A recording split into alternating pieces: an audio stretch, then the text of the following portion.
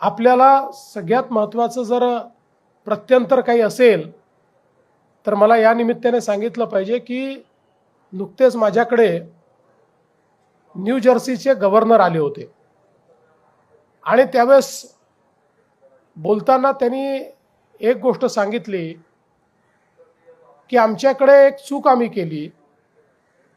आज New York new Jersey सारख्या महत्त्वाच्या भागामध्ये विजेची कमतरता आहे। मी त्यांना सांगितलं की अमेरिकेत इतकी वीज आहे आणि मग तुम्हाला कमतरता का भासते।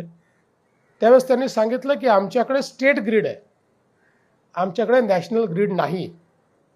आणि मग त्याच वेळी मला हे लक्षात आलं की बाबासाहेब किती द्रष्टे होते।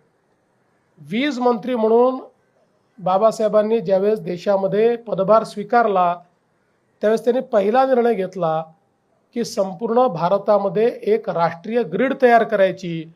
भारताच्या कुठल्याही भागामध्ये आपल्याला वीज नेता आली पाहिजे। आज आपण पाहतोय की या नॅशनल ग्रीडमुळे भारताच्या कानाकोपऱ्यामध्ये आपण वीज पोहोचवू शकलो।